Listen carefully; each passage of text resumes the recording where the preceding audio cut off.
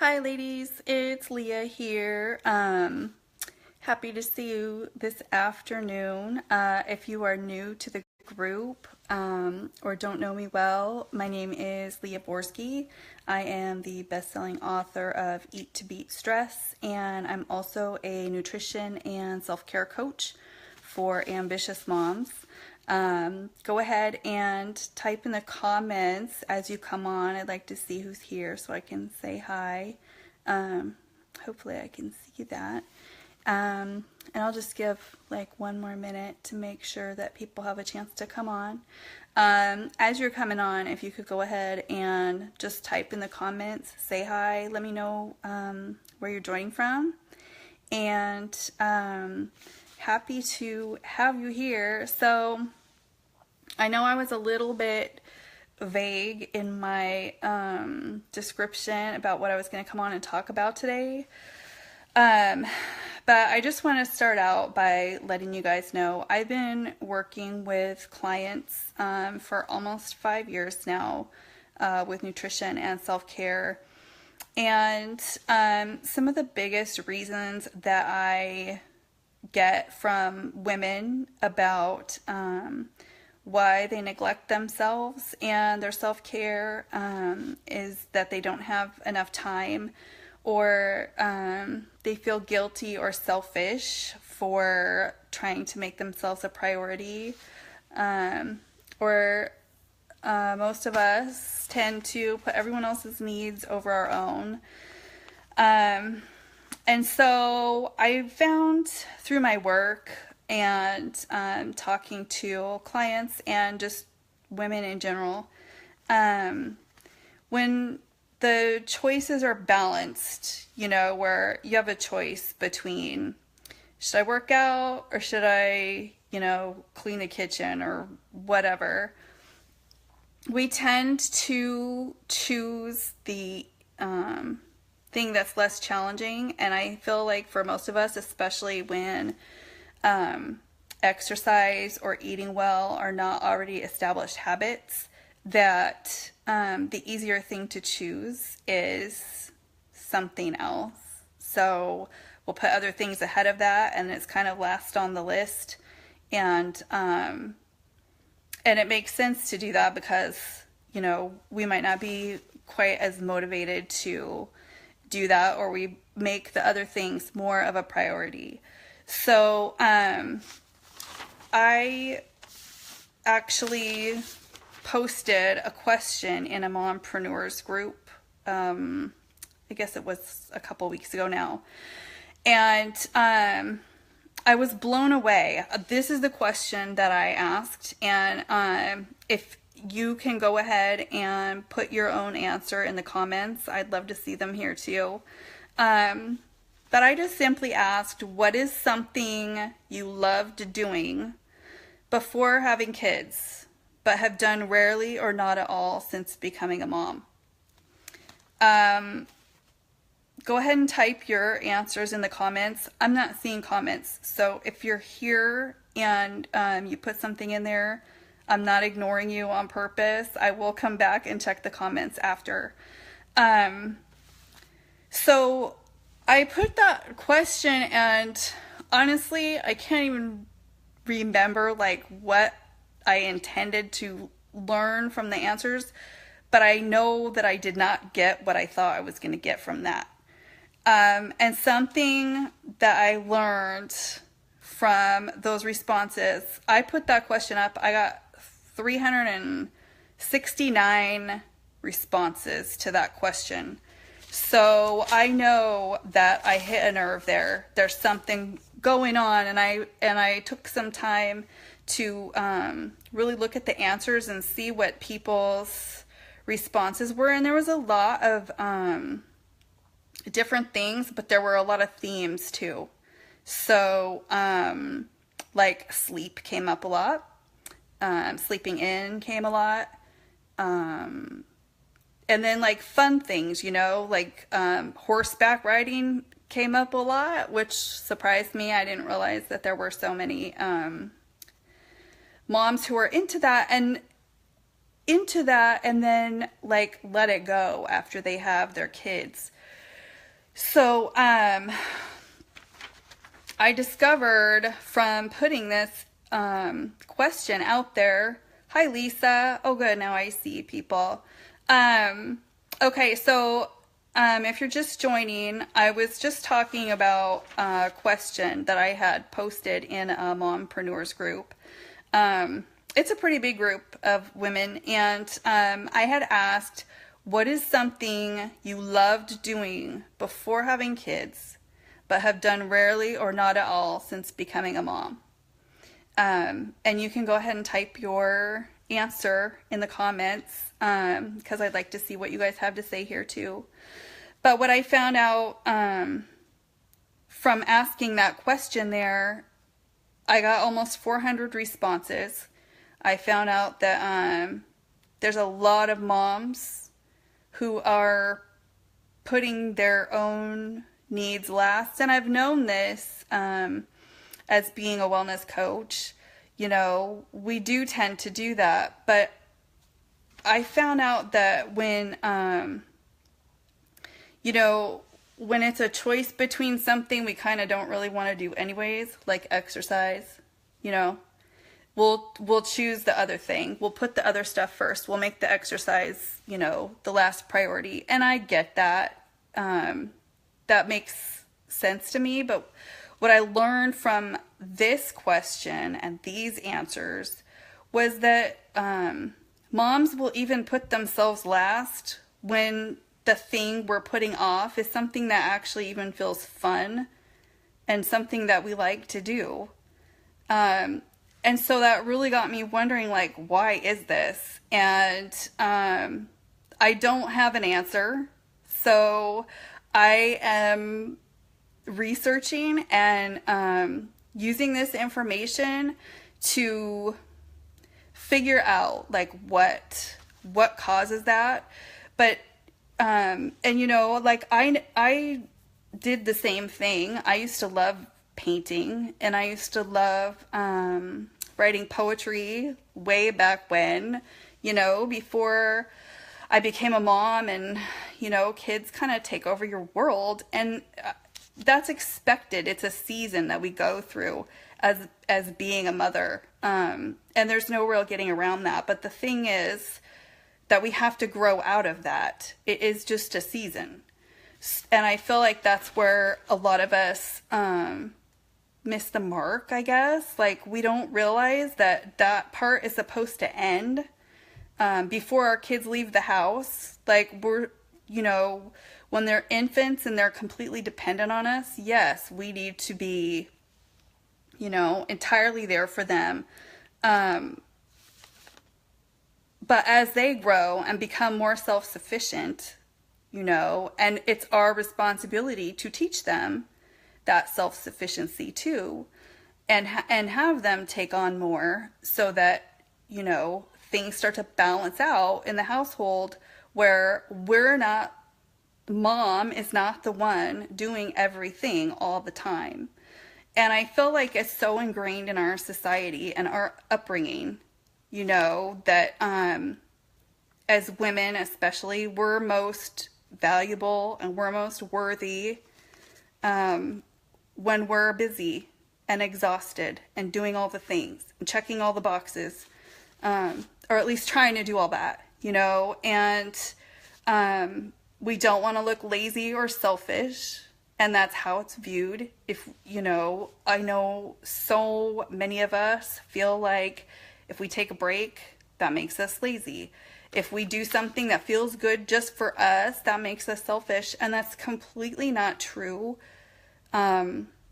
But it's a really hard stigma, I think, to break through, and a really important one, because I feel like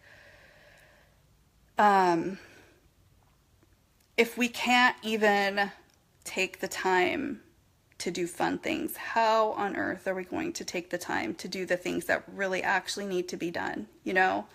So, for ourselves. So it needs to be more, even the fun stuff needs to be viewed more as an investment in our health and in our patience and our mental clarity and focus. You know, and we need to understand that by doing that, by making ourselves a priority, we're not choosing ourselves over someone else. We're choosing me along with everything else. And that's a really important distinction to make, because I feel like, and I know that I've experienced this too, you know, it feels like if I do this thing for myself, then I'm taking away. I'm taking away from my kids. I'm taking away from my husband. I'm taking away from my checklists that aren't checked off. And at the end of the day, that's not the case. We matter too, and we need to treat ourselves as though we matter too. And that can be through taking, hi Jennifer, that can be through taking, I totally lost my train of thought. I'm so sorry. I was saying, if we choose to make ourselves a priority, that doesn't mean that we're choosing ourselves over someone else who's depending on us. You know, if I take a half-hour break, that's not me choosing myself over my kids or over my husband. It's a balancing act, and it's an important part of being an efficient and loving mother, that we do nurture ourselves. That's part of our job. I feel like that we're not raised that way. We're not taught that way. We're taught that everything else comes first and we're supposed to come last, and there's something wrong with us if we don't do it that way. And I completely disagree with that. And I've struggled with that mindset for a really long time, and I finally, you know, am figuring out and trying to teach other women that that's not how it needs to be. That's not how it's supposed to be. And so what I wanted to come on here to say is, I had this really awesome idea after seeing all those responses in that group, where moms were not choosing fun. They were not choosing their fun things.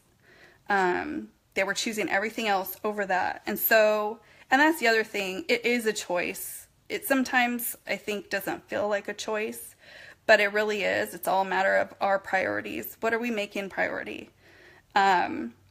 So what I want to invite everyone here to do is, I want to start a 21 days of bliss challenge just inside this group. Actually, I don't even want to call it a challenge. It's not a challenge. It's just a 21-day program, whatever, where we're all just going to take 30 minutes a day. It can be 30 minutes at a time or 30 minutes broken up over the day.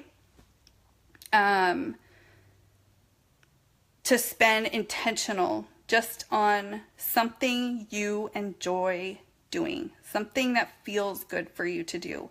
It can be something fun, a hobby. It can be something nurturing, taking care of yourself. I have if you don't already have my 5-minute mommy me time cheat sheet, I will put the link for that up under this video. You can get that. Yeah, Jennifer, 21 days is enough time to build a brand new habit. That's exactly right. And that's why I feel like that's the perfect amount of time. And I wanted to make it focused on something fun that we're really motivated to do because we enjoy doing it. Not, you know, a 21-day crunch challenge or a 21 days of drinking water challenge or whatever. I mean, those are awesome things that you can add in and make that a part of your time every day that you're devoting to yourself. But it's up to you, and that's the thing. It's your choice because it's your life and your bliss is what we're focused on developing. And so you're welcome to invite any friends that you want to the group to join us to do this. It's going to be super simple. So every day I'm going to post what I'm doing to give you some more ideas of what to do. You'll have the cheat sheet. There's a ton of ideas in there for you for what to do. You can do, you know, what would that be? 6 of the 5-minute things every day. You can do 1 30-minute thing every day. It doesn't matter if it's like watching a show, because that's something that you hardly ever do, but I don't want that to be like the default, because I feel like we tend to tune out on ourselves when we're watching TV or scrolling on Facebook or things like that, and I feel like we tend to lose a lot of time that we could really be investing into ourselves on things that are distractive like that. So but that's really the only thing that I want to say, like, you know, please don't try to do that the whole time. Like, I, you know, sat down and binge watched whatever show. Like, I don't feel that that's intentionally giving to yourself. If that's like a treat that you hardly ever get to sit down and watch a show, that's different. But anyways, so 30 minutes a day, intentional. And I want to point out 30 minutes a day is only 2% of your day. So I know a lot of moms who say 30 minutes, I don't even have 5 minutes. Well, first of all, let's look at where are you spending unintentional time, like I just kind of mentioned, you know? And then also realize that 30 minutes is really not that much of your day compared, you know, respectively. It's not that much. So I feel like everyone in here is perfectly capable of doing this. And so all I want you to do is do your thing every day. Post every day what you've done. Tag your posts with hashtag Bliss so that I can track and see who's participating and what you're doing, because I'm excited to see the variety and the different things and the stuff that you guys find fun. You know, everybody has their own different personalities and likes and things, and so I'm excited to get to know you guys better that way too. Jennifer says, stop the glorification of busy. We all have 20 to 30 minutes every day. Exactly, and that's the thing. I feel like busy is so over glorified, I guess. Like, you know, we're brought up to think that that's what, you know, makes you worthwhile and makes you I don't know, worth whatever. And I don't feel that that's true. I feel that you can get a lot more done in a lot less time if you're intentional and have efficiency practices built into your day. And that's something that I teach in my 7-day workshop. But for this, I just really want to focus on getting women outside of that me last mentality, and just get us all focused on feeling good every day, like doing something that feels good just for us every single day. And I'm really, really curious to see how everybody feels throughout this process, how much more connected and calm and present you feel when you are with your kids and with your husband after you have invested this time in yourself. So, oh, and then I will have a fun prize for the person who does the most posts. I'm going to ask for 1 post a day. Or if you're splitting it up, like you're doing a 5-minute thing and then a 15-minute thing and then whatever, you can post them as you go. That's totally fine with me. But I'm going to count 1 post per day for the total. So whoever posts on the most number of days will win the prize. That's how I'm going to do it, because I feel like that's the easiest way for me and the most fair for you. And I'm excited to share some really cool, I have some really cool self-care practices that I use myself, and some fun things that I like to do. So I'm excited to share that with you guys, and I'm excited to see what you guys are going to bring and what you're going to do, and how this is going to change all of us for the better over the next 3 weeks. So we'll start tomorrow, and I am going to let you all go for now, but thank you so much for being here. And I'm excited to see your Bliss posts over the next few weeks very much. Okay, I'll see you soon. Bye-bye.